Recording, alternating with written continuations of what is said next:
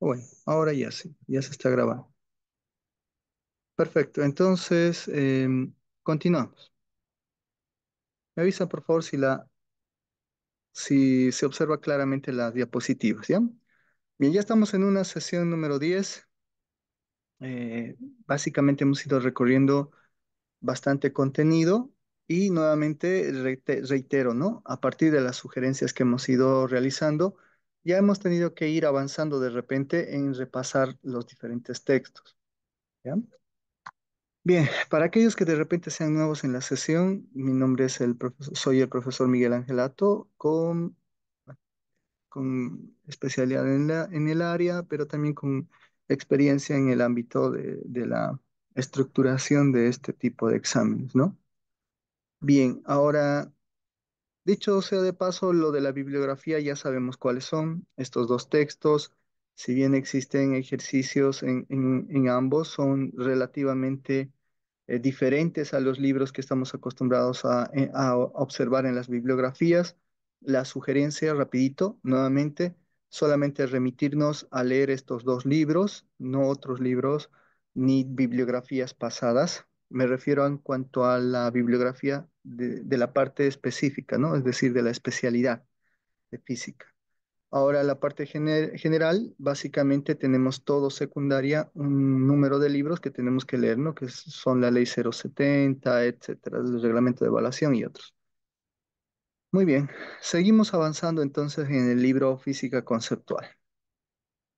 Como ya hemos ido avanzando y obviamente por cuestiones de tiempo no podemos ir observando todo, pero tampoco podemos detenernos solamente, por ejemplo, en mecánica, porque en mecánica de repente solamente podemos alcanzar a ver el punto 3 y punto 2 o 2 y 3 y el resto no nos daría tiempo. Tendríamos que ir, imagínense cuántas sesiones, dos puntos o una sesión por cada dos puntos. Solamente en el tema de mecánica se nos iría el tiempo. Por lo tanto, tenemos que seguir avanzando. De hecho, cada sesión yo les indico, por favor, que vayan repasando bajo las mismas directrices de la sesión anterior, que vayamos repasando lo que continúa al punto donde hemos dejado, ¿no es cierto? Entonces, ahora vamos a ingresar a electricidad y magnetismo, ¿ya? Electricidad y magnetismo. Sería la quinta parte de este libro, ¿no? Llamémoslo el tema número 5, pues, que es electricidad y magnetismo. Queda por la página 409, ¿ya? 409 del libro, para todos aquellos que estén siguiendo con el libro impreso en la mano. Entonces, ¿cuál es la metodología que hemos estado desarrollando hasta el día de hoy? Es decir, podemos hacer lectura de todo el texto de forma de principio a fin, pero de alguna forma eso no es tan conveniente en este momento, debido a que este texto ya tiene preguntas de repaso, tiene ejercicios, tiene problemas propuestos y básicamente nosotros lo que tendríamos que concentrarnos es en resolver esas preguntas, esos ejercicios y esos problemas. Muy bien. Obviamente el tema en la página 410 del libro, ¿no? Inicia con el contenido electrostática, ¿ya? Electrostática. Entonces, nos indica que electricidad, ¿no? Electricidad es el nombre que se le da a una amplia gama de fenómenos que de una u otra forma se producen casi en todo lo que nos rodea, desde el relámpago en el cielo hasta el encendido de una bombilla eléctrica, y desde lo que mantiene unidos a los átomos de las moléculas hasta los impulsos que se propagan por tu sistema nervioso. La electricidad está en todas partes. El control de la electricidad se hace evidente en muchos aparatos, perdón. Desde los hornos de microondas hasta las computadoras, en esta era de la tecnología es importante entender las bases de la electricidad y cómo se pueden usar esas ideas básicamente para mantener y aumentar nuestra comodidad, nuestra seguridad y nuestro progreso actual. En este capítulo estudiaremos la electricidad en reposo, es decir, la electrostática. Muy bien, ¿cómo hemos estado avanzando hasta el día de hoy? Básicamente lo que hacemos es irnos hasta el final del libro, o sea, de este tema, de electrostática, ¿no? Vamos al final de electrostática. Creo que son 20 páginas posterior. la página 450, algo por el estilo, no lo recuerdo muy bien. Entonces, ahí, ¿qué es lo que encontramos en la última parte del tema? Encontramos primero que nada el resumen de términos. ¿Y por qué es importante el resumen de términos? Porque ya anteriormente he mencionado, las preguntas que van a elaborar los técnicos básicamente son sobre definiciones, los ejercicios, pueden tomar los ejercicios o preguntas que ya existan dentro del libro, definiciones, planteamientos, problemas, ejercicios, pero la ventaja de este libro es que ya tiene preguntas cuyas respuestas se encuentran de forma textual en el libro. Entonces, esa es una ventaja, no solamente para ustedes, sino también para quienes elaboran estos exámenes, porque ya no tienen que romperse la cabeza estructurando una pregunta, sino las preguntas ya están. Como una pregunta, por ejemplo, un ejemplo sería, em, de acuerdo al libro Física Conceptual, indique la definición correcta o seleccione la definición correcta de condensador. Obviamente ustedes desde su experiencia, su conocimiento, tal vez tienen una definición ya más específica de lo que es un condensador, pero como anteriormente he repetido, ustedes tendrían que responder tal cual se indica en este libro. Y si me dicen, pero es que yo no estoy de acuerdo con lo que dice el libro, en aquel otro libro la definición es más clara, es más objetiva, lastimosamente en este tipo de exámenes no hay lugar a ese tipo de interpretaciones. Entonces, ¿qué es lo que tenemos que hacer? Responder tal cual se encuentra en el libro. Entonces, vayamos haciendo repaso de los términos, porque son estas definiciones las que nosotros tenemos que recordar. Aislante, un material sin partículas cargadas libres, a través de la cual las cargas no fluyen con facilidad. Campo eléctrico, fuerza por unidad de carga se puede considerar como una aura que rodea a los objetos cargados y es un almacén de energía eléctrica. En torno a un cuerpo cargado, al campo disminuye con la distancia siguiendo la ley del cuadrado inverso, como un campo gravitacional. Entre placas paralelas con carga opuesta, el campo eléctrico es uniforme. Carga por contacto. Transferencia de carga eléctrica entre dos objetos mediante frotamiento o simple contacto. Carga por inducción. Redistribución de cargas eléctricas en los objetos causada por la influencia eléctrica de un objeto cargado cercano sin estar en contacto. Condensador. Dispositivo eléctrico. En su forma más sencilla, es un par de placas paralelas, conductoras separadas por una distancia pequeña, que almacena carga eléctrica y energía. Conductor. Cualquier material que contiene partículas cargadas libres que influyen con facilidad a través de él cuando una fuerza eléctrica actúa sobre ellas. Conservación de la carga. La carga eléctrica no se crea ni se destruye. La carga total antes de una interacción es igual a la carga total después de ella. Coulomb, la unidad del Sistema Internacional de la Carga Eléctrica. Un Coulomb con el símbolo C equivale a la carga total de 6,25 por 10 a la 18 electrones. Eléctricamente polarizado, término que se aplica a un átomo o una molécula donde se alinean las cargas de tal modo que un lado tiene un ligero exceso de carga positiva, mientras que el otro contiene un ligero exceso de carga negativa. Electricidad, término general para indicar fenómenos eléctricos, como la relación que tiene la gravedad con los fenómenos gravitatorios o la sociología con los fenómenos sociales. Electrostática, estudio de la carga eléctrica en reposo, no en movimiento, como con las corrientes eléctricas. Energía potencial eléctrica, la energía que posee un objeto cargado gracias a su ubicación en un campo eléctrico.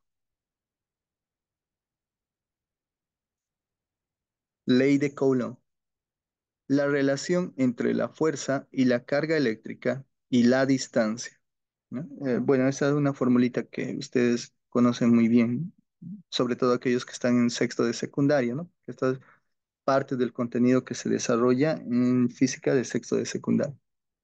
Si las cargas son de igual signo, la fuerza es de repulsión. Si tienen signos distintos, la fuerza es de atracción.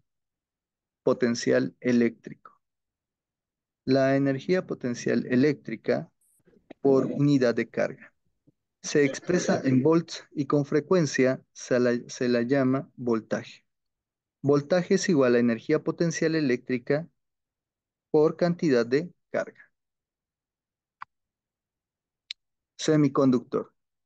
Dispositivo compuesto de un material no solo con propiedades de aislante y de conductor, sino también como resistencia que cambia repentinamente cuando cambia otras condiciones, como la temperatura, el voltaje y los campos eléctricos y magnéticos. Superconductor, material que es un perfecto conductor con cero resistencia al flujo de carga eléctrica. Bueno, y nos hacen ahí una sugerencia de lectura, ¿ya? Que de repente eso no lo vamos a considerar para este examen, ¿ya? Simplemente no lo tomamos en cuenta la sugerencia de las lecturas. Ahora, lo importante, y creo yo que lo que nos resume todo el contenido, y vamos a ir viendo que con esto matamos dos pájaros de un tiro, como anteriormente había mencionado, es que en el libro, posterior a esto que son el resumen de términos, o sea, los términos más relevantes del contenido, nos plantean una serie de preguntas, muchas preguntas, ¿ya? Y estas preguntas son de repaso. Básicamente, ¿qué es lo que hace? ¿Qué es lo que tenemos ahí? Tenemos un total de 34 preguntas que resumen o que toman lo más relevante de este texto, ¿ya? El contenido más, de repente, más relevante para el autor. Por lo tanto, como técnico, ¿qué es lo que harían? Pongámonos en la cabeza del técnico. ¿Qué es lo que haríamos? Tomar una de estas preguntas, o dos, o tres, o una por cada contenido, y lo coloco en el examen. ¿No es cierto? Tengo, ¿cuántos temas? Este es el quinto. Tengo 10 temas. Si simplemente tomaría una pregunta por cada contenido, en total tendría 10 preguntas para el examen. Si tomo dos preguntas por contenido, tendría 20 preguntas, pero las preguntas ya están hechas. ¿Y las respuestas? ¿Dónde están las respuestas? La idea de las respuestas es que tengan que estar en el libro. Deben ser comparables, deben ser observables, ¿no? Por lo tanto, las preguntas son las que, oh, perdón, las respuestas son las que nosotros debemos buscar. Y a modo que voy buscando la respuesta de estas preguntas, yo voy estudiando, porque como pueden observar, por ejemplo, la primera pregunta dice fuerzas eléctricas, ¿no? Está dentro del título de fuerzas eléctricas. Eso quiere decir que tengo que ir al capítulo de fuerzas eléctricas, repasar y con ese repaso que voy a hacer, responder a la pregunta número uno. ¿No? Entonces, ¿qué me dice la pregunta número uno? Bueno, también tenemos la parte de examínate, ¿no? Que ya hemos hablado. Existen estas preguntitas dentro del desarrollo del contenido y que un poquito más abajo también se plantean sus propias respuestas, ¿no? Tienen sus preguntas y más abajo sus respuestas. Bien, vámonos directamente a las preguntas. En el caso de las preguntas, el primer capítulo que nos están solicitando observar son fuerzas eléctricas. Entonces, ¿qué es lo que debemos hacer? Debemos de ir al capítulo, al contenido donde indica fuerzas eléctricas, que está en la página 410 del libro. Entonces, ¿qué es lo que hacemos? Repasamos. La pregunta que nos dice, ¿por qué la fuerza gravitacional predomina sobre las fuerzas eléctricas entre la Tierra y la Luna? Listo, esa es la pregunta. Por lo tanto, nosotros debemos hallar la respuesta. Nos dice, ¿y si hubiera una fuerza universal que como la gravedad variara inversamente en la función del cuadrado de la distancia, pero que la fuerza, pero que fuera miles de millones más fuerte? Si hubiera una fuerza de atracción así como la gravedad, se juntaría el universo y formaría una esfera apretada, con toda la materia lo más cercano posible, lo más cerca posible entre sí. Pero imagina que esa fuerza fuera de repulsión y que cada partícula de materia repele a todas las demás. ¿Qué pasaría? El universo sería gaseoso, frío y estaría expandiéndose. Sin embargo, supón que el universo consistiera de dos clases de partículas, digamos, positivas y negativas. Imagina que las positivas repelieran y perdón, que las negativas repelieran y las positivas repelieran a las positivas, perdón. Estoy medio trabado el día de hoy, ¿no? Pero que trajeran a las negativas, pero que atrajeran a las negativas. Y que las negativas repelieran a las negativas, pero atrajeran a las positivas. En otras palabras, las iguales se repelen y las distintas se atraen. Imagina que hubiera una cantidad igual a cada uno, de manera que esta gran fuerza estuviera perfectamente equilibrada. ¿Cómo sería el universo? La respuesta es sencilla. Sería como el que vemos en el cual vivimos. Porque si hay esas partículas y si hay tal fuerza, se llama fuerza eléctrica. Grupos de partículas positivas y negativas se han reunido entre sí por la enorme atracción de la fuerza eléctrica. En esos grupos compactos y mezclados uniformemente de positivas y negativas, las gigantescas fuerzas eléctricas se equilibran de forma casi perfecta. Estos grupos son los átomos de la materia. Cuando dos o más átomos se unen para formar una molécula, esta contiene también partículas positivas y negativas, balanceadas. Y cuando se combinan billones de moléculas para formar una mota de materia, de nuevo se equilibran las fuerzas eléctricas. Entre dos trozos de materia ordinaria apenas hay atracción o repulsión eléctrica, pero cada trozo contiene cantidades iguales de positivas y negativas. Por ejemplo, entre la Tierra y la Luna no hay fuerza eléctrica neta. La fuerza gravitacional, que es mucho más débil y que solo atrae, queda como fuerza predominante entre esos cuerpos.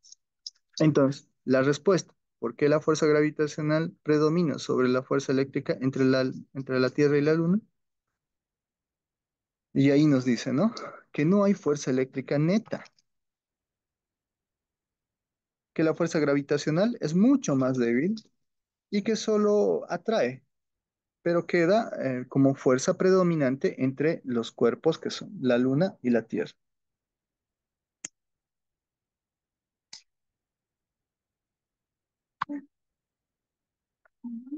Bien, continuamos entonces. Fíjense por favor que al lado derecho siempre aparecen estos cuadritos que dice Eureka, ¿no? Al lado izquierdo, perdón.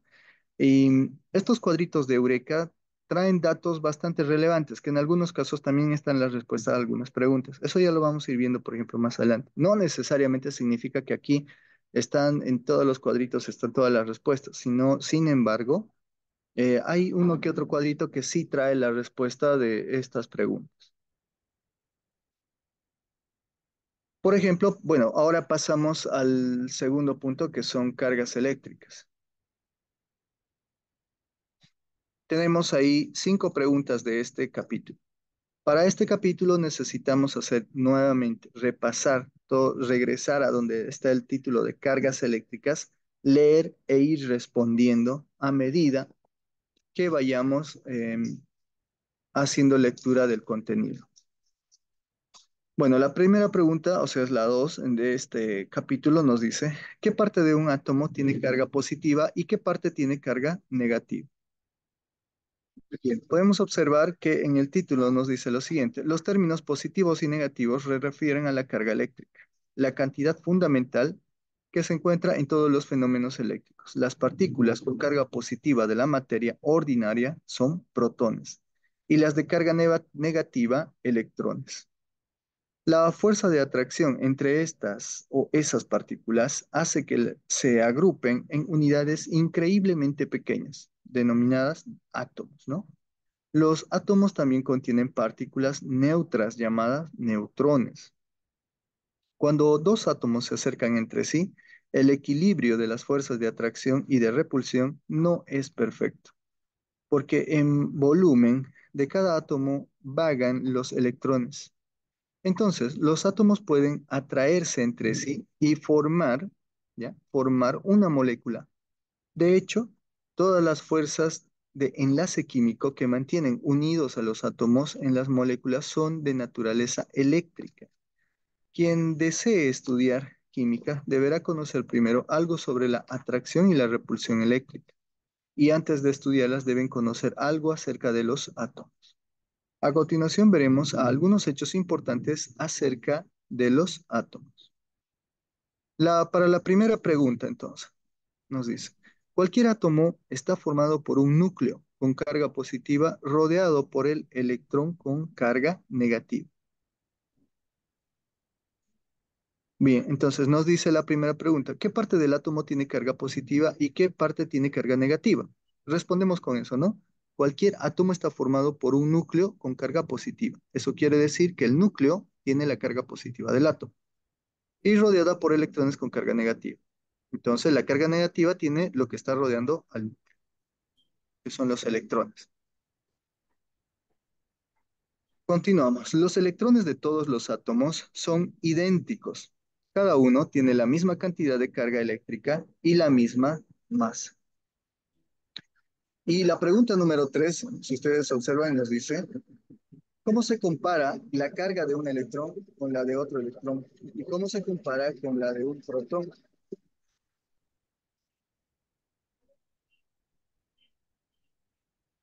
Con la 12, con el punto 2 y 3 ya podemos ir respondiendo igual a esa pregunta. Los electrones de todos los átomos son idénticos. Cada uno tiene la misma cantidad de carga eléctrica y la misma masa.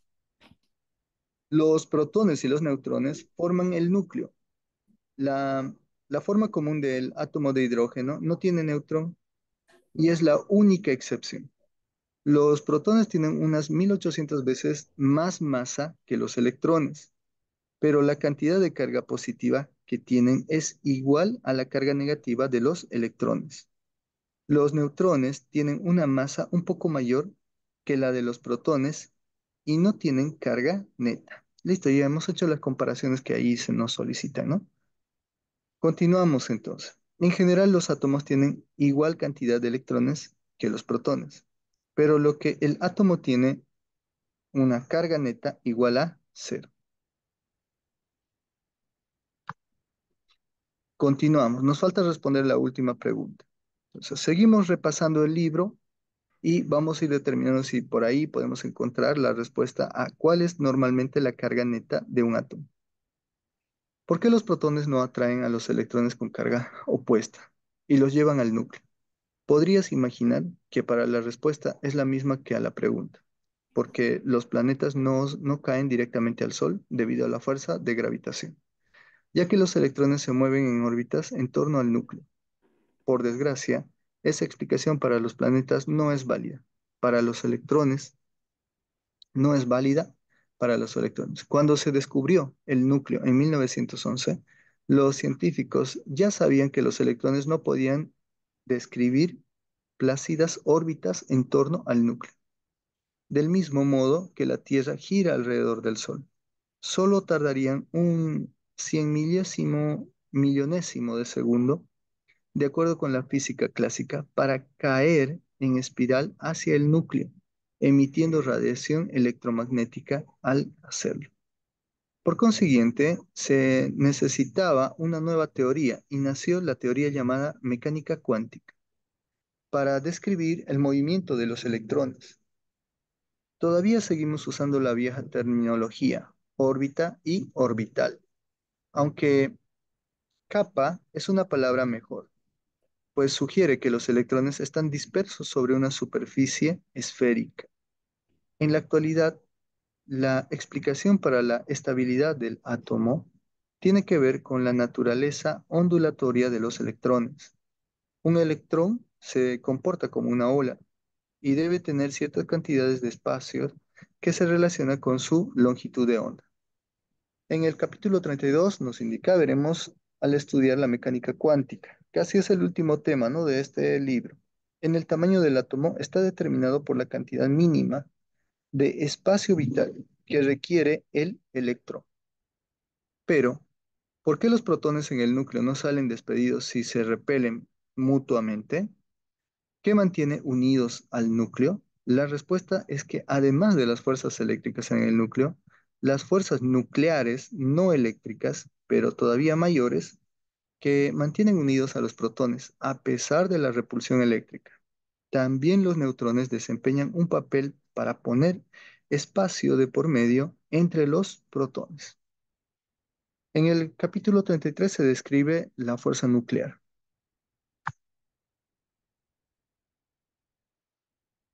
Bien, continuamos.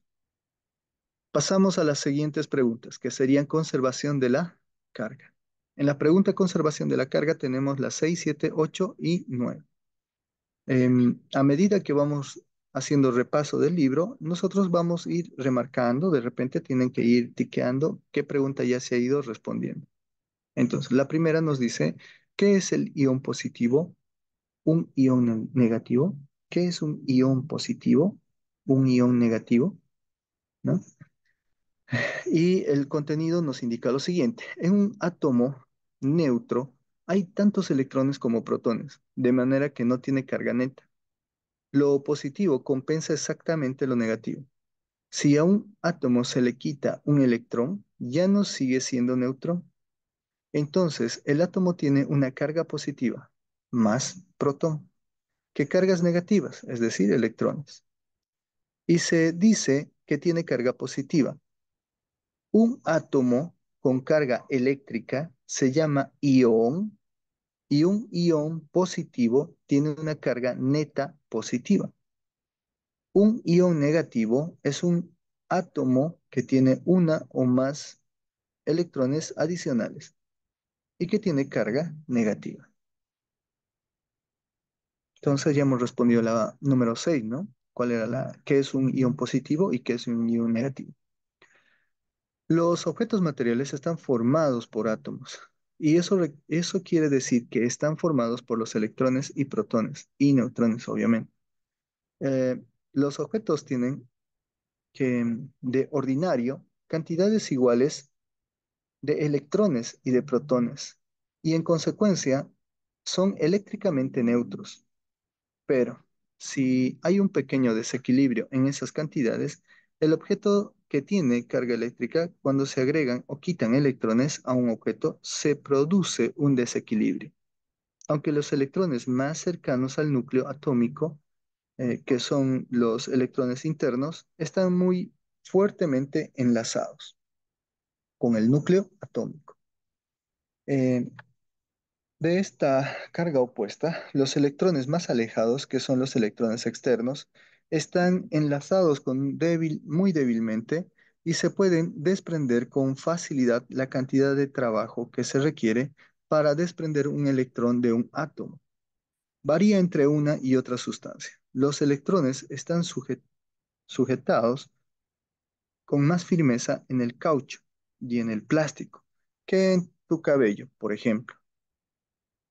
Así, cuando frotas un peine en tu cabello, los electrones pasan del cabello al peine. Entonces, el peine tiene un exceso de electrones y se dice que tiene carga negativa o que está cargado negativamente. A la vez está cargado positivamente. Entonces, con eso respondemos la segunda, ¿no? Que es la 7. ¿Qué quiere decir? Que se conserva la carga. Otro ejemplo consiste en frotar una varilla de vidrio o de plástico contra seda. La varilla se carga positivamente, la seda tiene más afinidad hacia los electrones que el vidrio o el plástico. En consecuencia, los electrones se desprenden de la varilla y pasan a la seda.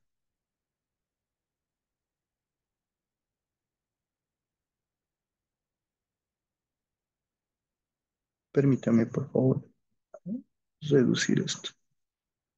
Ahora sí. Bien, continuamos en conservación de la carga, ¿no?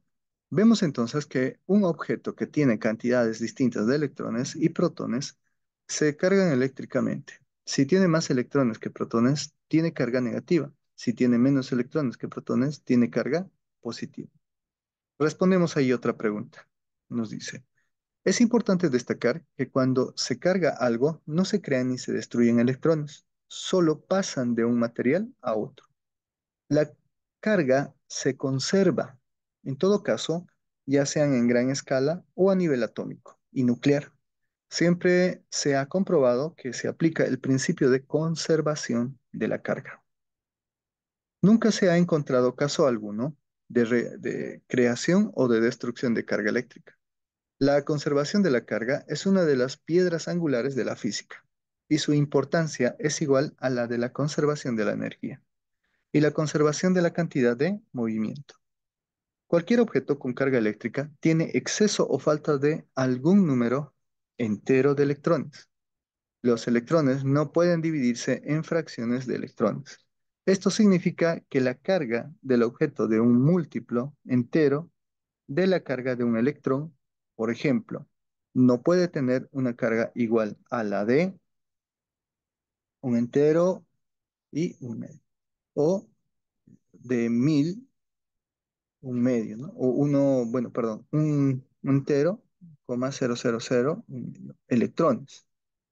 La carga es granular, es decir, está formada por unidades elementales llamadas cuantos. Se dice que la carga está cuantizada y que el cuanto más pequeño de la carga es la carga del electrón o del protón. Muy bien, con eso respondemos las preguntas, ¿no? Que están en conservación de la carga. Pero fíjense que nosotros, ¿qué es lo que tenemos que ir haciendo? Resaltando, remarcando, y a medida de esa forma vamos respondiendo cada una de esas preguntas que se encuentran al final del contenido. Ahora pasamos a la ley de Coulomb,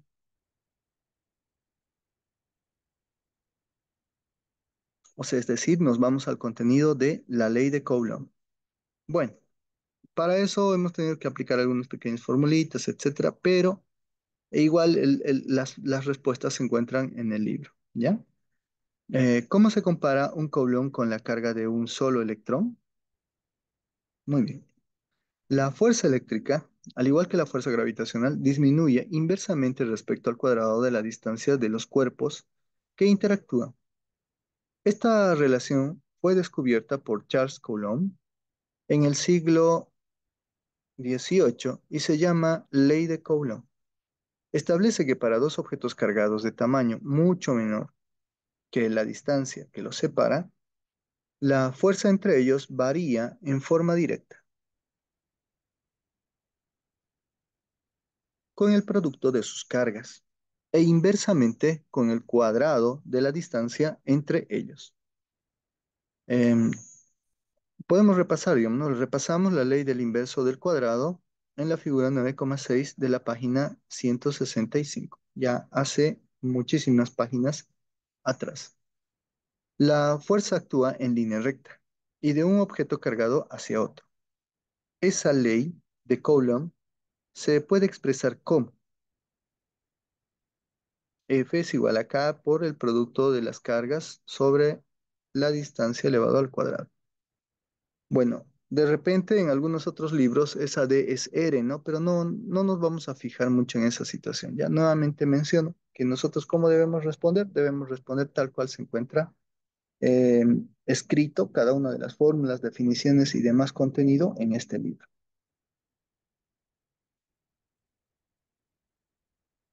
Muy bien, continuamos entonces. Donde D es la distancia entre las partículas cargadas, Q sub 1 representa la cantidad de la carga de una partícula y Q sub 2 representa la cantidad de la carga de otra partícula. Y K, la constante K, es la constante de proporcionalidad. La unidad de carga es el Coulomb y su símbolo es el C. Sucede que una carga es equivalente a 10 elevado a la 18 electrones. Ahora, ahí viene la primera respuesta. Pero aquí nos dice un Coulomb equivale a 10 a la 18 electrones. Sin embargo, en la pregunta nos indica lo siguiente: ¿cómo se compara un coulomb con la carga de un solo electrón? De uno solo, ¿ya? De un solo electrón. Y para eso les puse esa formulita ahí abajo, bueno, ese datito ahí abajo. Dice, la carga del electrón vale menos 1,6 por 10 elevado a la menos 19 coulomb, ¿ya? En relación a un solo electrón, obviamente. Bueno, parece ser una gran cantidad de electrones, pero solo representa la carga que pasa por una bombilla eléctrica común de 100 watts durante un poco más de un segundo.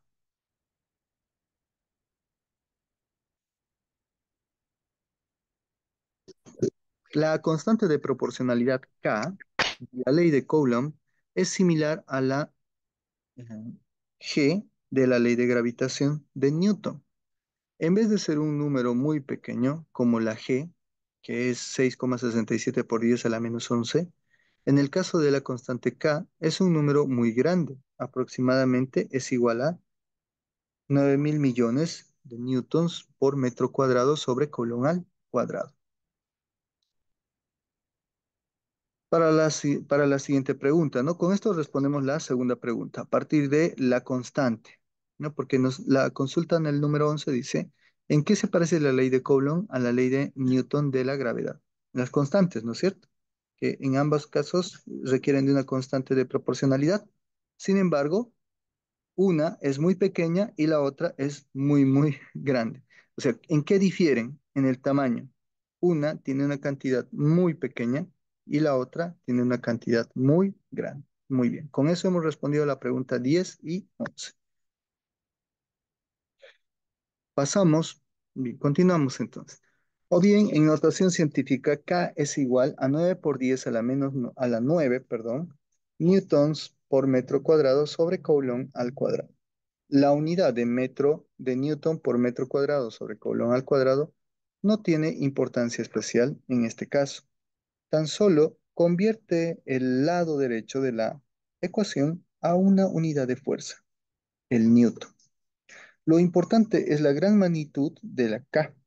Si, por ejemplo, hubiera un par de partículas cargadas con un Coulomb cada una y estuvieran a una distancia de 1 metro entre sí, la fuerza de atracción o repulsión entre ellas sería de 9.000 millones de newtons. Sería 3 veces mayor que el peso de un buque de guerra. Es evidente que esas cantidades de carga neta no existe en nuestro ambiente cotidiano. En conclusión, la ley de Newton de la gravitación para cuerpos masivos es parecida a la ley de Coulomb para cuerpos cargados.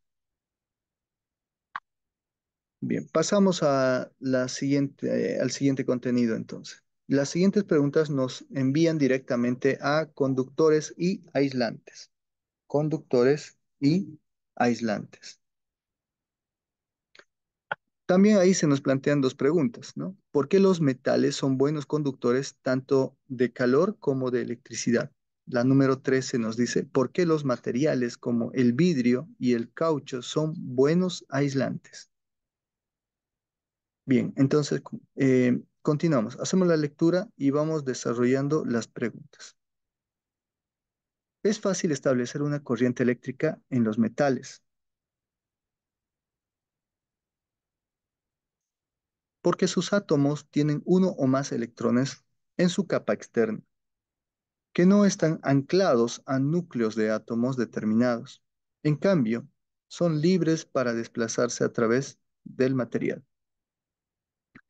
A esos materiales se les llama buenos conductores. Los metales son excelentes conductores de la corriente eléctrica por la misma razón por la que son buenos conductores de calor.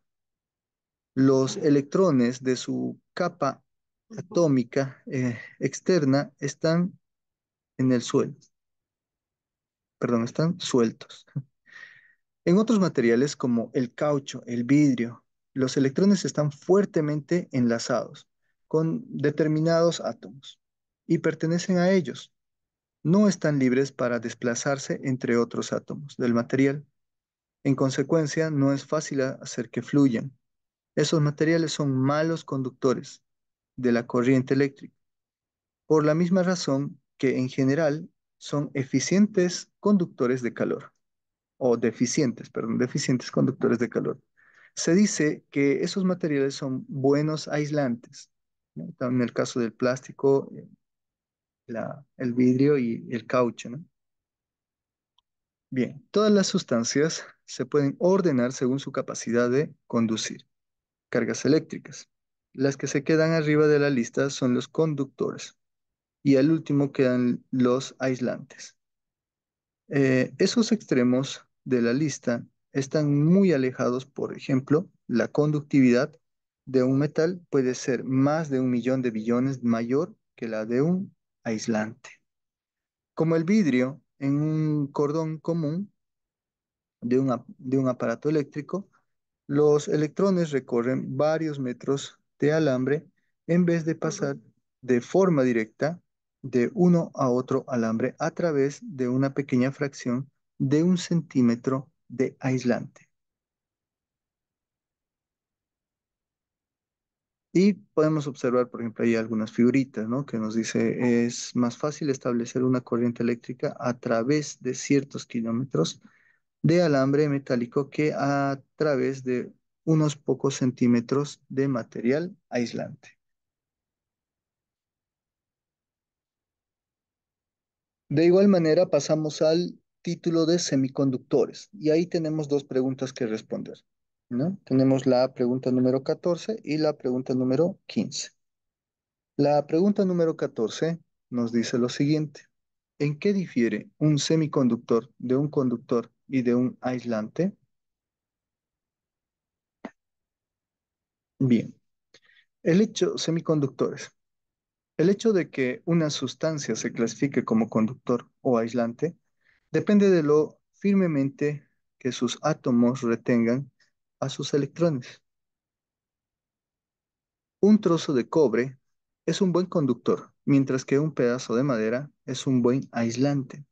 Sin embargo, hay algunos materiales como el silicio y el germanio que no son buenos conductores ni buenos aislantes. Están a la mitad del intervalo de resistividades eléctricas. Son aislantes regulares en su forma cristalina pura y se vuelven conductores excelentes cuando se reemplaza uno de sus átomos entre 10 millones de ellos. Con algunas impurezas que agregar quite, un electrón a la estructura, perdón, a la estructura cristalina, a los materiales se puede hacerse que se comporten a veces como aislantes y a veces como conductores. Se les llama semiconductores. Ya con eso respondemos la primera pregunta. Vamos con la segunda. Las capas delgadas del material de los materiales semiconductores, una sobre otra, forman los transistores, que sirven para controlar el flujo de las corrientes en los circuitos, para detectar y ampliar las señales de radio y para producir oscilaciones en los transmisores. También funcionan como interruptor digital. Esos sólidos diminutos fueron los primeros componentes eléctricos, en los cuales los materiales con distintas características eléctricas no se interconectaron con alambres, sino que se reunieron físicamente en una estructura. Requieren muy poca energía y en uso normal duran de forma o en forma indefinida. Continuamos entonces. Físicamente, en una estructura requiere muy poca energía y en uso normal durante una forma indefinida. Un semiconductor también puede conducir cuando se ilumina con luz del color adecuado. Una placa, una placa de selenio puro es normalmente un buen aislante y toda carga eléctrica que se acumula en su superficie se quedará ahí durante largo tiempo, en la oscuridad, Sin embargo, si la placa se expone a la luz, las cargas desaparecen. Casi de inmediato, si una placa cargada de selenio se expone a una distribución de luz, como la distribución de los claros y oscuros, de forma que forma esta página, la carga saldrá solo de las áreas expuestas a la luz. Si se unta una superficie con un polvo de plástico negro, ese polvo solo se adhiere o se adherirá a las áreas cargadas, donde la placa no se ha expuesto a la luz. Ahora, si sobre la placa se pone una hoja de papel con carga eléctrica, en su cara trasera, el polvo del plástico negro se atraería hacia el papel y formaría la misma figura que, digamos, la de esta página, ¿no? La que podemos observar en la manito, esta de acá.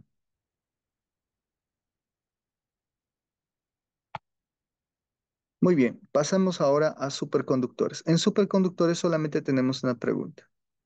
Nos dice, en comparación con el flujo de los conductores ordinarios, eh, ¿en qué difiere el flujo de corriente en un superconductor? Respuesta. Un conductor ordinario solo tiene una resistencia pequeña al paso de carga eléctrica. La resistencia de un aislante es mucho mayor. En el siguiente capítulo explicaremos el tema de la resistencia eléctrica, ¿no? Es notable que a temperaturas suficientemente bajas, ciertos materiales tienen resistencia al cero, conductividad infinita. Como el flujo de la carga son superconductores, una vez establecida una corriente eléctrica, es un superconductor. Los elementos o los electrones fluyen de forma indefinida. Bien, con eso ya respondemos la pregunta número 16. Sin embargo, todavía hay bastante información en esta parte, ¿no? Pero fíjense que en cada uno de estos contenidos la información son media página, solo en algunos sí son bastante, son 2 o 3 páginas, pero también son en contenidos que de repente son muy relevantes y que ustedes tal vez ya lo han visto incluso dentro del ámbito de sexto de secundaria, ¿no? En el primer, me refiero a lo avanzado en el primer trimestre y parte del segundo. Muy bien, nos dice, si hay resistencia eléctrica. La superconductividad en los metales, cerca del acero absoluto, fue descubierta en 1911. En 1987 se descubrió la superconductividad a temperaturas altas, mayores que 1000 K, en un compuesto no metálico. Cuando se escribió este libro, se estaba investigando incesantemente la superconductividad, tanto a temperaturas altas como a temperaturas bajas. Entre sus aplicaciones potenciales están la transmisión de energía a larga distancia sin pérdidas y los vehículos de levitación magnética a gran velocidad para reemplazar a los tradicionales trenes sobre rieles. Y pasamos al capítulo de carga. Bueno, este capítulo es bastante cortito. De hecho, es solamente toda esa parte que se puede observar ahí en la diapositiva. Y la pregunta nos dice lo siguiente, ¿no? ¿Qué le sucedió a los electrones en cualquier proceso de cargado? ¿O qué le sucede a los electrones en cualquier proceso de cargado? Respuesta. Cargamos eléctricamente las cosas al transferir electrones de un lugar a otro. Lo podemos hacer por contacto físico, como cuando se frotan entre sí las sustancias o simplemente cuando se tocan. También podemos redistribuir la carga de un objeto poniéndole cerca un objeto cargado. A esto se le llama inducción.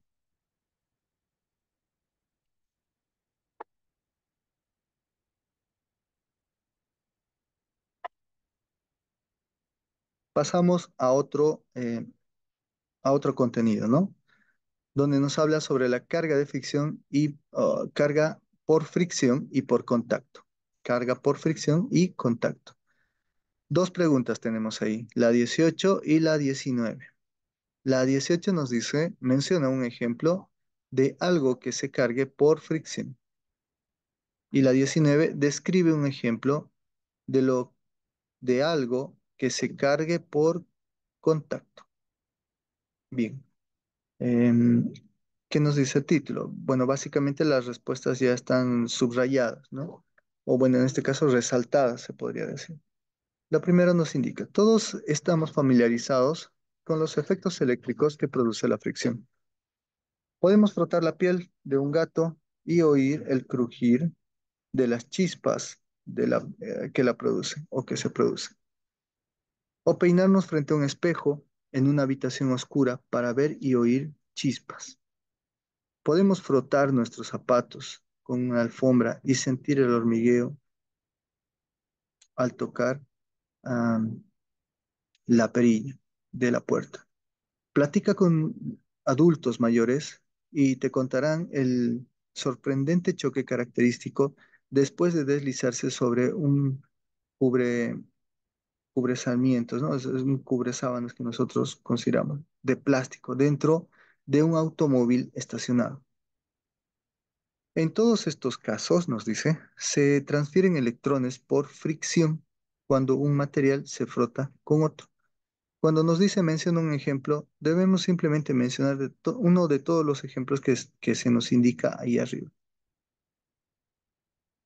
Describe un ejemplo de algo que se cargue por contacto. Bien. De igual manera, ya lo hemos hecho, la parte que está resaltada y se podría decir dentro del rectángulo de color azul, nos da respuesta a esa consulta. Bien, el ejemplo que se nos estaba pidiendo podría ser el ejemplo de un globo frotándolo en la cabeza, en el cabello, ¿no? Nosotros frotamos eso y ¿qué es lo que producimos? Un cierto grado de carga, que cuando nos aproximamos hacia otro objeto, hacemos la transferencia de estos electrones sin tocar el objeto, ¿no? A través del espacio. Y es a eso a lo que hace referencia la consulta. Bueno, continuamos con el título, ¿no? Carga por inducción. Si acercas un objeto cargado a una superficie conductora, harás que se muevan los electrones en la superficie del material, aunque no haya contacto físico. Examina las dos esferas metálicas, A y B, aisladas de la figura 22,7. Se tocan, ¿no? Se tocan, por lo que el hecho forma un solo conductor, no cargado, como podemos observar aquí en las imágenes. Bien. Cuando se acerca, dice, aquí podemos determinar, por ejemplo, carga por inducción. Ya esa es la pregunta. Cuando se acerca a esta etapa de carga por inducción, con conexión a tierra, ¿ya? La carga neta de la esfera es metal de acero. Inciso B. La presencia de la varilla con carga induce una redistribución de la carga en la esfera. La carga neta en la esfera todavía es cero. Inciso C. Al tocar el lado negativo de la esfera, se eliminan los electrones por contacto. Inciso D. Entonces, la esfera queda con carga positiva, así como en el gráfico del inciso D. Y tenemos el inciso E. La esfera es traída con más fuerza a la varilla negativa. Y cuando la toca, se produce la carga por contacto, ¿no? Que sería la E. La flecha negativa es repelida por la varilla que toca, perdón, por la varilla que todavía tiene un poco de carga negativa, como podemos observar en el gráfico, ¿no? Una varilla con carga negativa, como los electrones del metal, tienen movimiento libre.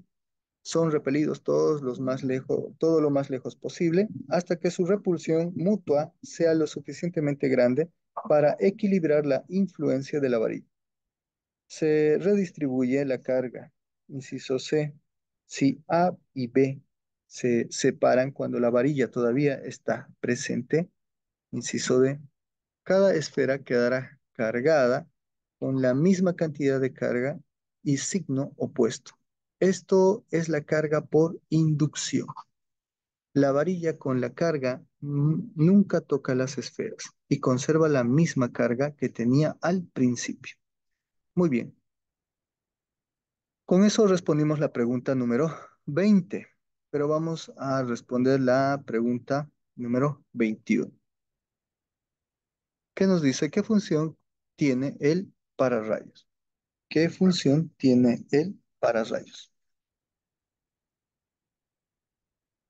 Mira, en las tormentas con relámpagos hay carga por inducción. La parte inferior de las nubes tienen carga negativa, que induce una carga positiva sobre la superficie de la Tierra, que esté debajo de ella. Benjamin Franklin fue quien primero demostró que el relámpago es un fenómeno eléctrico cuando realizó su célebre experimento de elevar un cometa durante una tormenta. El relámpago es una descarga eléctrica entre una nube y el suelo, con carga opuesta, o entre partes de nubes con carga opuesta. Franklin también determinó que la carga pasa con facilidad hacia puntas metálicas afiladas o desde ellas, y diseñó el primer pararrayos. Si una varilla se coloca sobre un edificio y se conecta con el terreno, la punta del rayo atrae los electrones del aire, evitando que se acumule una gran cantidad de carga positiva por inducción. Bueno, para responder ya tenemos esta parte, ¿no? Esta fuga continua, continua de carga evita una acumulación de carga que de otra forma produciría una descarga súbita entre la nube y el edificio. Por consiguiente, la finalidad principal del pararrayos es evitar que suceda una descarga del relámpago. Listo, esa es la respuesta, porque la pregunta del 21 nos dice qué función tiene el pararrayos. Bien, entonces observen que podemos ir respondiendo, pero al mismo tiempo podemos ir repasando, ¿no? Ahí, por ejemplo, hay algunos pequeños ejemplos gráficos del libro donde nos habla incluso del tema del pararrayo, ¿ya? En la figura 22.9, por ejemplo, nos dice la carga negativa en la parte inferior de la nube induce una carga positiva en la superficie del suelo muy debajo. Y así, ¿no? Tenemos también la figura 22.10, por ejemplo, podemos continuar, pero creo que el tiempo nos apremia ya. Polarización de carga. También tenemos preguntas en la polarización de carga. ¿Cuántas preguntas? Dos preguntas, la 22 y la 23. Muy bien, directamente vamos a ir repasando, por favor, lo que ya está resaltado con amarillo, porque son la parte de las respuestas que he encontrado para cada una de estas preguntas, ¿ya? En la polarización de carga, por ejemplo, nos indica lo siguiente, ¿no? Que posiciones relativas fijas a sus centros de carga, si se mueve un lado del átomo o la molécula que induce a ser más negativo o positivo que el lado contrario, se dice que el átomo o la molécula es eléctricamente polarizado. Por ejemplo, si la varilla tiene cargas negativas, lo, entonces la parte positiva del átomo o las moléculas es traída hacia la varilla. Y el lado negativo del átomo o la molécula es repelida de la varilla. Las partes positivas y negativas de los átomos se alinean, ¿no? Se alinean y obviamente están polarizados eléctricamente. Con eso respondemos las preguntas. Pero fíjense lo que yo les había mencionado hace instantes, que a veces dentro de la misma descripción del gráfico se encuentra parte de la respuesta a alguna pregunta. En este caso, por ejemplo, en la figura 22.12, ¿qué nos dice? Todos los átomos o las moléculas repelen, perdón, ¿dónde estamos? Todos los átomos o las moléculas cerca de la superficie se polarizan eléctricamente. Se inducen cargas superficiales de igual magnitud y signo contrario en las superficies opuestas del material.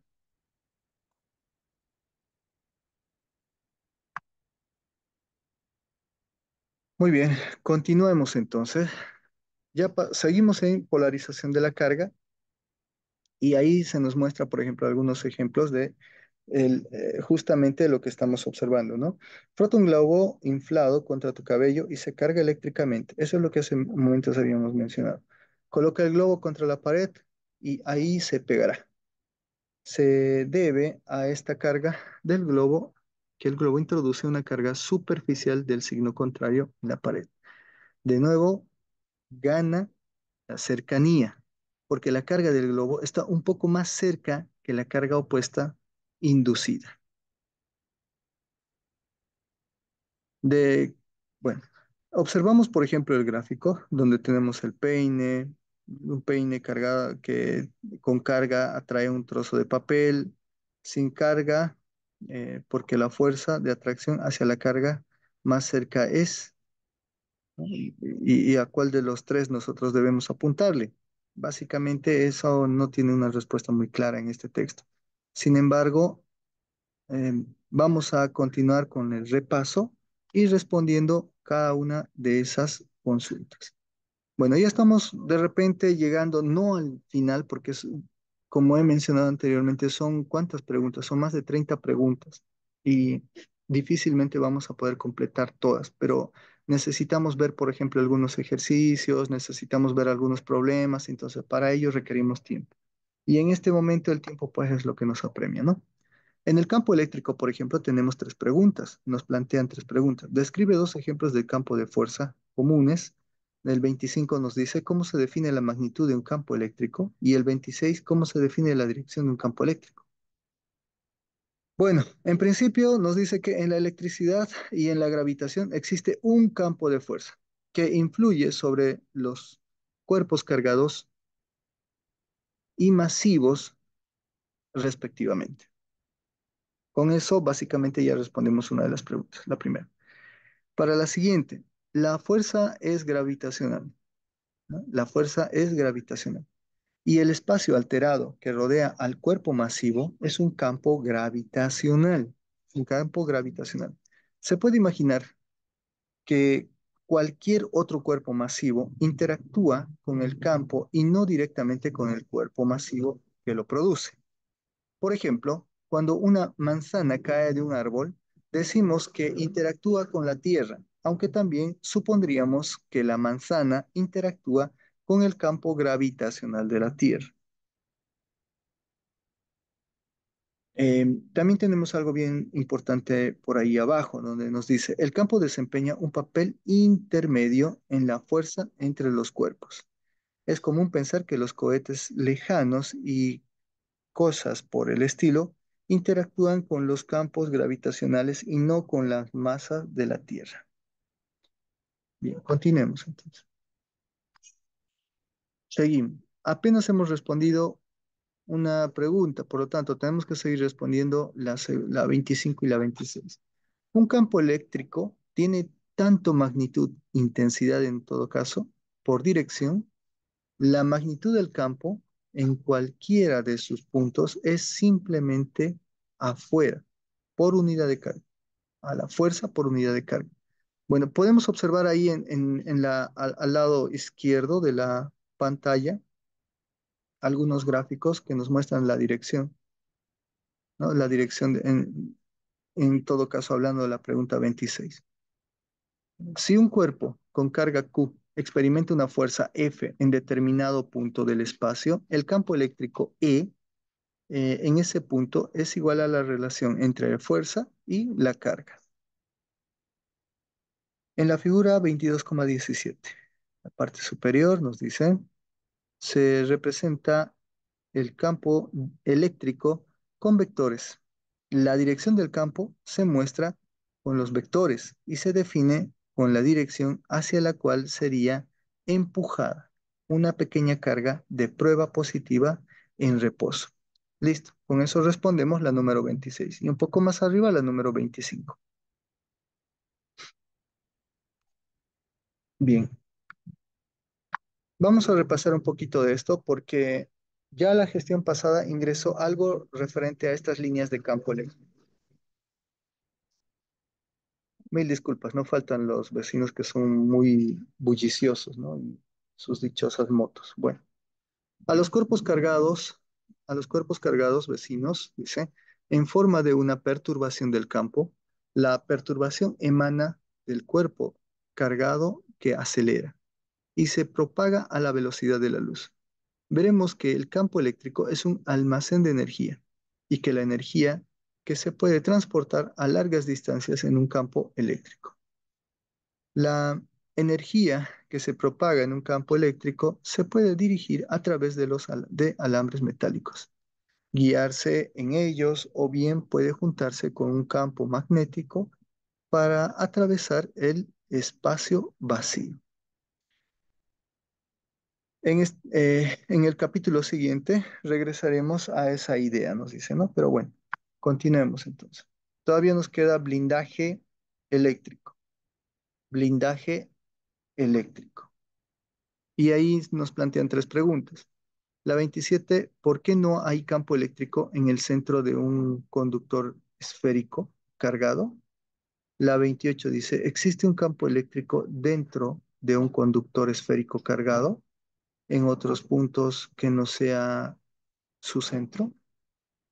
La 29 nos indica, cuando las cargas se repelen mutuamente y se distribuyen sobre la superficie de los conductores, ¿cuál es el efecto dentro del conductor? Bueno, las respuestas ya están remarcadas o bueno, resaltadas en todo caso, ¿ya? Están resaltaditas, como ya anteriormente había mostrado, ¿no? En este caso, por ejemplo, los metales pueden confinar por completo un campo eléctrico cuando no pasa corriente por un metal. El campo eléctrico en su interior es cero, independientemente de la intensidad del campo fuera de él. Por ejemplo, imagina electrones sobre una esfera metálica. Debido a su repulsión mutua, los electrones se repartirán uniformemente sobre la superficie externa de la esfera. No es difícil ver que la fuerza eléctrica que se ejerce sobre prueba, una carga de prueba en el centro exacto de la esfera es cero. Continuamos en blindaje eléctrico.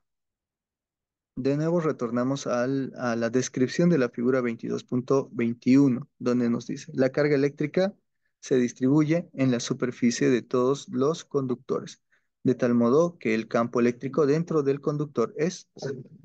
Y con eso estaríamos respondiendo a la pregunta 28, ¿no es cierto? Es decir, si podemos analizarlo, por ejemplo, dentro de la misma descripción de la figura, ya nos da la respuesta. Si queremos ser un poco más finos en tema de las respuestas, también descripción que se encuentra dentro de la figura 22,21 también se encuentra dentro del texto. Si el conductor no es esférico, la distribución de la carga no será uniforme.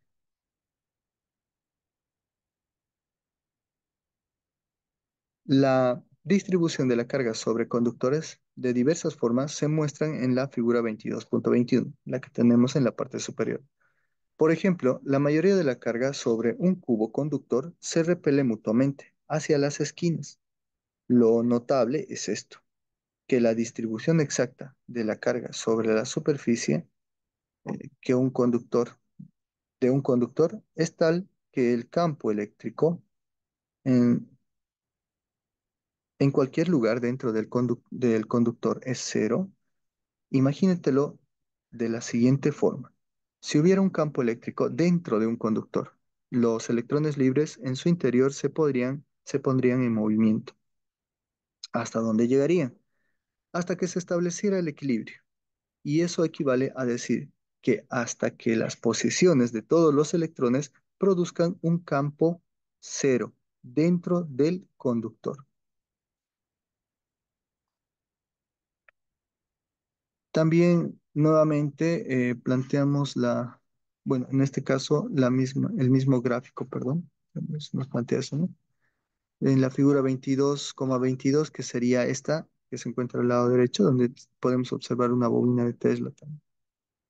Los electrones del relámpago se repelen mutuamente hacia la superficie metálica externa, aunque el campo eléctrico producido puede ser muy grande fuera del coche del campo eléctrico neto. Dentro del vehículo es cero. Bueno, también en el libro aparece esto que se denomina proyectos, pero no vamos a, de repente para nuestro proceso académico y demás, son muy interesantes, es muy bonita, las actividades son muy bonitas. Sin embargo, no vamos a perder tiempo elaborando o desarrollando estos proyectos porque llegado el momento en el examen no los van a tomar en cuenta. No están estructurados en forma de pregunta, tampoco es que se puedan estructurar en forma de pregunta, porque al ser un proyecto los resultados pueden ser variados y estar sujetos a las características de quien ha desarrollado esa experimentación. Por lo tanto, no vamos a tocar ese punto. Lo que sí tenemos que observar son los ejercicios, ¿ya? Ejercicios. Si bien no vamos a resolver todos y cada uno de ellos, debido al tiempo, vamos a tratar de resolver sí algunos, pero fíjense que nosotros tenemos una serie de ejercicios dentro de este libro. En este caso, por ejemplo, yo he colocado solo 26, pero creo que son más. A lo que me voy es a lo siguiente. Estas preguntas que ven aquí en los ejercicios específicamente tienen sus respuestas. Ahora, ¿dónde están las respuestas? Las respuestas se encuentran en el mismo texto.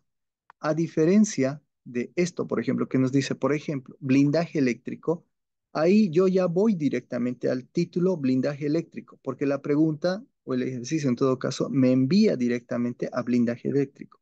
Entonces, yo ya sé dónde debo buscar, sé lo que debo buscar y dónde lo debo buscar. Hay un montón de ejercicios. Aquí las respuestas también están en el libro, pero ¿qué sucede? Sucede que en este caso los ejercicios no vienen ya indicando a qué capítulo pertenece. ¿Me entienden? Es decir, eh, por lógica podríamos pensar que el uno y 2 son del primer capítulo, etcétera. Tenemos que hacer la lectura y depende de cuál sea la disposición, nosotros podremos ir, investigar y responder. Entonces, nuevamente recalco, tenemos muchísimas preguntas de ejercicio dentro de este texto, en cada capítulo, pero también es relevante que ustedes tengan la posibilidad de ir repasando, más o menos utilizando la misma estrategia, ¿no? Tomando las preguntas ya estructuradas y buscando las respuestas en el libro. Vamos con un primer ejercicio. Bueno, ya la respuesta está ahí, no le puse la animación, pero bueno. El ejercicio número 1 nos dice lo siguiente.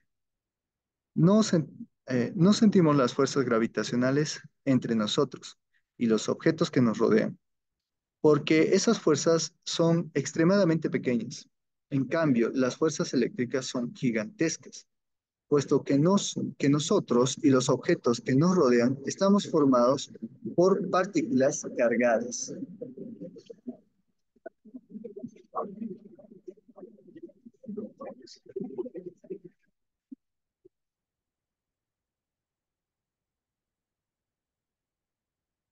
¿Por qué normalmente no sentimos fuerzas eléctricas? La consulta. Bueno, la respuesta, nuevamente, hay que buscar, como les había mencionado, y hallamos la respuesta. Nos dice, en gravitación no hay positivos ni negativos. Las interacciones entre las masas solo son de atracción, mientras que las interacciones eléctricas pueden ser de atracción o de repulsión. La masa de una partícula no puede anular, ¿ya? A la de otra, no puede anular a otra masa. mientras que la carga de una partícula sí puede anular el efecto de carga opuesta de otra partícula. El efecto de carga opuesta de otra partícula. Otra preguntita, la 9, por ejemplo. Ya, la 9 nos dice, cuando te peinas, sacas electrones de tu cabello que se quedan en tu peine. Entonces, tu cabello queda con carga positiva o negativa. Y el peine, es decir, ¿con qué carga queda el peine? Bien, hace instantes en uno de los gráficos veíamos este ejemplo descrito, no sé si recuerdo, pero de forma gráfica. Entonces, al buscar ya encontramos la respuesta, ¿no? Porque de forma gráfica una mujer estaba haciendo lo que solicita aquí en la pregunta. En todo caso, ¿cuál es la respuesta? El exceso de electrones que salieron del cabello, que frotaste, o sea, con el peine, que frotamos con el peine, lo dejan con carga positiva, pero el exceso de electrones en el peine lo dejan con carga negativa, ¿no? El cabello quedaría con carga positiva porque el peine tomaría esos electrones del cabello y el peine quedaría con carga negativa. Otra pregunta, la pregunta número 11. ¿Qué nos dice la pregunta 11? ¿Por qué los neumáticos de los camiones que transportan gasolina y otros líquidos inflamables se fabrican para ser conductores eléctricos? Para ser conductores eléctricos. Respuesta. Hace más de 2 décadas, antes de que los neumáticos de camiones se fabricaran para conducir la electricidad, solían arrastrarse cadenas o alambres por el camino desde los bastidores de los camiones. Tenían por objeto descargar toda la carga que se acumulara por la fricción, ya sea con el aire o con el pavimento, ¿no? Obviamente eso lo hacían debido a que ellos transportaban combustible inflamable. Los neumáticos conductores de electricidad que se usan hoy evitan la acumulación de la carga estática, que puede producir una chispa. Eso es especialmente peligroso para los camiones que transportan estas cargas inflamables. Otra pregunta, la 26. ¿Qué nos indica la 26? ¿Cómo se comportará la frecuencia de vibración de un objeto pequeño que flota en el agua con la cantidad de ondas que pasan por él cada segundo? Bueno, la frecuencia de vibración y cantidad de ondas que pasan cada segundo son iguales. Bueno, esta pregunta creo que sí se ha colado el día de hoy, pero bueno. Sí, el efecto Doppler es del anterior contenido, estas sí se han ido colando. Problemas, pasemos a los problemas ahora. Problemas de este tema que hemos estado observando el día de hoy. Tenemos igual una serie de problemas, creo, si mal no recuerdo, son 10 en total en este capítulo. Son solo 10 problemas. Estos problemas igual los podemos ir resolviendo. Algunos requieren un poquito más de conocimiento, otros de repente son bastante sencillos, pero nada fuera de lo que hayamos estudiado en el libro. O sea, nada fuera de lo que se haya repasado el día de hoy. Vamos a ver, por ejemplo, algún problema de ellos antes de concluir con la sesión. Problema número 1. ¿Qué nos dice el problema número 1?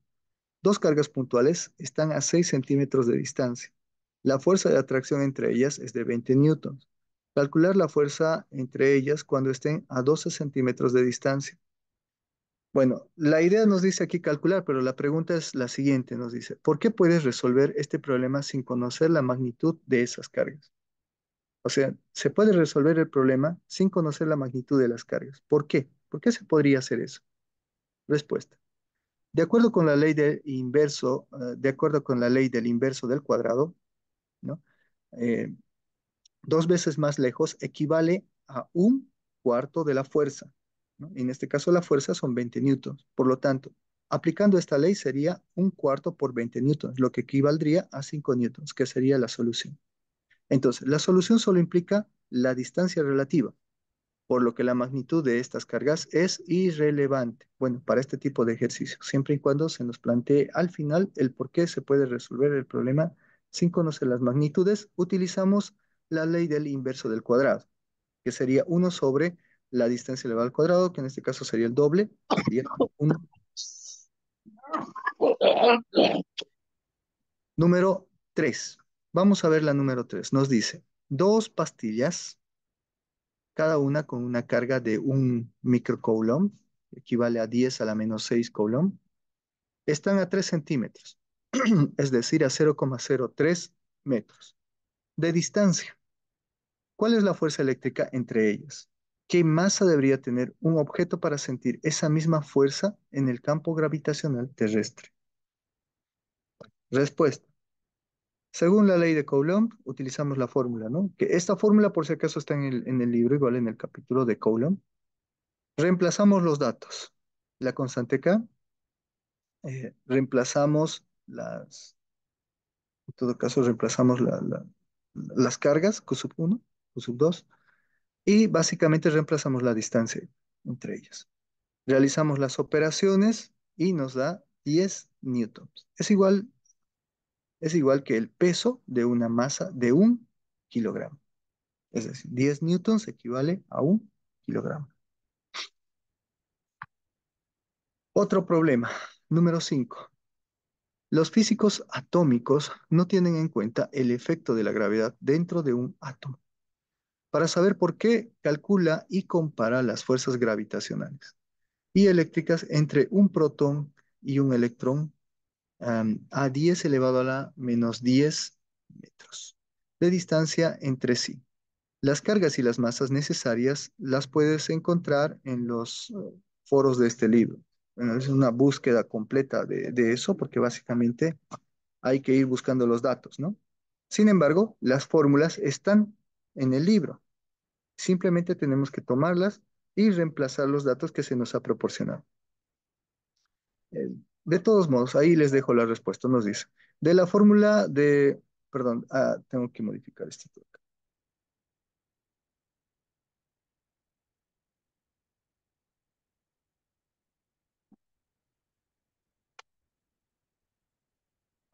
Ahora sí.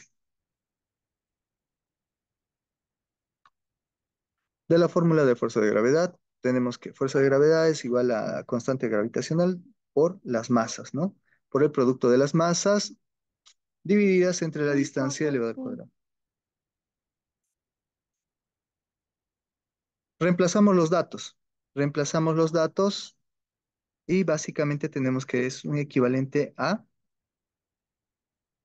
1 por 10 a la menos 47 newtons en el primer caso. Para el segundo tenemos que hacer la comparación nuevamente. Fuerza. Pero en este caso utilizamos la fuerza eléctrica. Utilizamos la constante K, cargas y la distancia, que básicamente sería la misma, ¿no es cierto? Reemplazamos los datos. Por si acaso estos datos están dentro del mismo libro. A medida que vamos desarrollando en el libro, obtenemos los datos, por ejemplo, de las cargas y las masas. La masa de un electrón, la carga del electrón, etcétera, etcétera. Y una vez que reemplazamos, nos indica que son 2,3 por 10 a la menos 8 newton. ¿Qué obtenemos de este resultado? La fuerza eléctrica entre un electrón y un protón es mayor que, uf, un número extremadamente grande, ¿no? Veces más que la fuerza gravitacional entre ellos. Una pequeña nota. Nota que esta razón de fuerza es la misma para cualquier separación de partículas.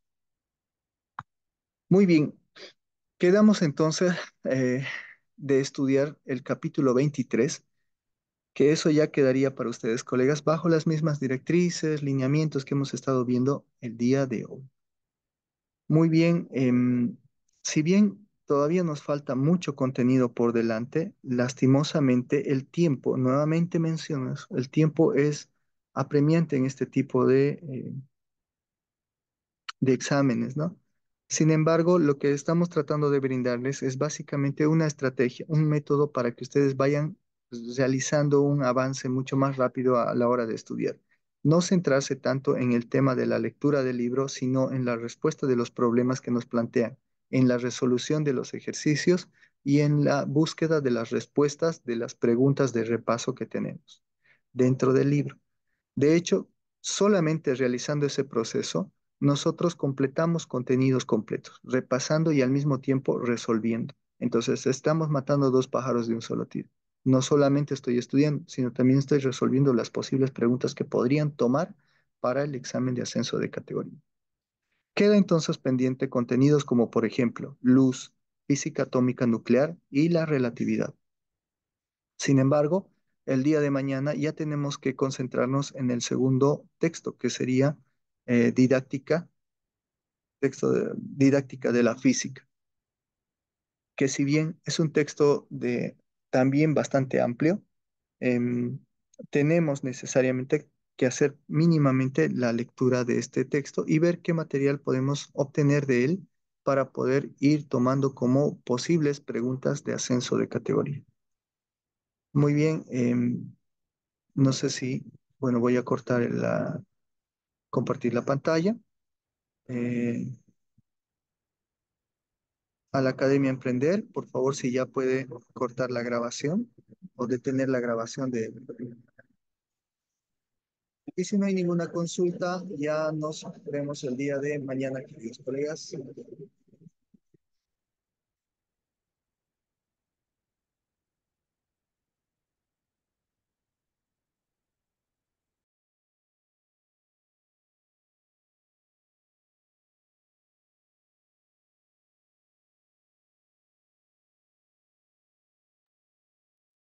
Muy bien, hasta luego, hasta el día de mañana. Muchísimas gracias por la atención.